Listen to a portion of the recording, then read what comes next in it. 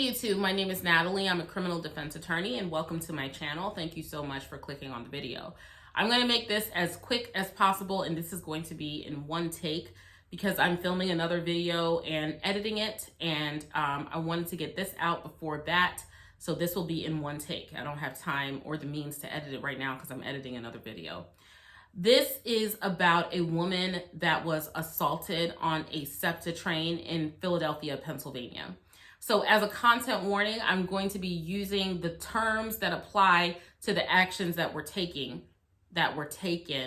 If issues such as sexual assault and rape are upsetting to you, this is not the video for you to watch. Click out of this video, take care of yourself. I'll have more lighthearted content later.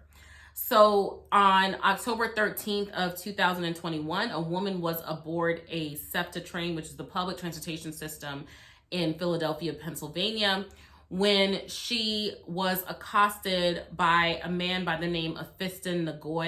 He began to inappropriately touch her. She tried to fight him off. He ripped her clothes off and raped her in plain view of the public. There were multiple passengers on the train. Not only did they fail to intervene, they also began to film the incident on their phones and did not call 911. So they didn't physically intervene, they didn't call 911, but they did film the incident on their phones. A SEPTA train employee got onto the train, saw what was happening, called 911.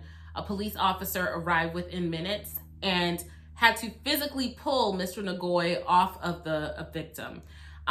He was still in the act of raping her when the police arrived. So this was a horrific attack. She was taken for medical treatment, and according to all reports, she is in the process of recovering. This case is horrific, for the fact that it involves bystanders watching a horrendous crime taking place and not doing anything to intervene. And so I wanted to talk about how in the criminal justice system, this is actually a syndrome that is known as the bystander effect. And the bystander effect became coined after the case of Kitty Genovese. So in 1964 in Kew Gardens, New York, which is in Queens, I'm from Queens, New York, so I'm pretty familiar with this case, and it was brought up a lot in law school for us. A young woman by the name of Kitty Genovese, who was 28 years old, was attacked outside of her apartment and murdered. She was stabbed to death. And about 38 people were in their homes, their apartments. There were multiple apartments around the area that she was attacked. And they were looking out their windows, their lights came on, they were paying attention to what was happening, they observed it, they heard her screaming, and they did nothing. No one called 911, no one went to intervene, no one stopped him. And so this incident that happened in Philadelphia, many people might say things like, oh, this is because of social media, it's corrupted people. This type of effect of multiple people observing a crime and failing to intervene actually precedes social media and may be deeply ingrained in human nature. There is a belief that, according to the studies on this issue, there is a belief that when people are in groups, they get more afraid to intervene because they think either A, someone else has already done it, someone else has already called 911, someone else has already stopped it, or B, or is going to stop it, B, they think that they're going to embarrass themselves because they misunderstand the situation. What if she's just playing? What if it's consensual? What if they're just, into that type of thing? And so they don't want to intervene and be embarrassed for intervening and being told off. So they have fear of embarrassment. They also have fear of being attacked by the person who is the attacker. And so they don't do anything. And they think maybe somebody else will do it. Maybe somebody else will intervene. This is a widespread problem, and so I just wanted to talk about this with you guys so that we are aware that still in this day and age, people see crimes literally happening right in front of their face, and they don't do anything about it. And if you see a crime happening in front of your face, if you see something that's an injustice, you need to do something about it, and you need to call 911.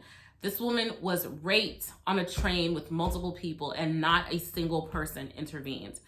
Currently, Mr. Nagoy is being held on a $180,000 bond at 10%, which means that for $1,800, he can be released from jail.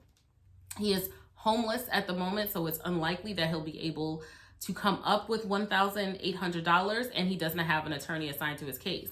We must keep in mind that Mr. Ngoy is presumed to be innocent and that everything that we know about the case is based on the police officer's description of the video that they viewed. However, if we take that to be true, then that means that this assault happened in plain view of multiple people and no one intervened, not a single person.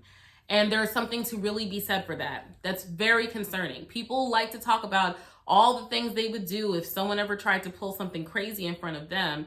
And then when these things actually happen, most people do nothing. So don't be that person. Don't be like these people. This is a horrible situation, but I just wanted to bring this to your guys' attention, and don't think that you're not above making this same atrocious mistake or misstep that these people made. I would like to know what you think about this in the comment section down below. I will put a link to the article about the assault in the comment section because, again, this is not a long form video, it's short form. I will also add a link to the article about the Kitty Genovese case and what it means for the criminal justice system. And I would like to know what you guys think in the comment section down below. All right, I'll talk to you later.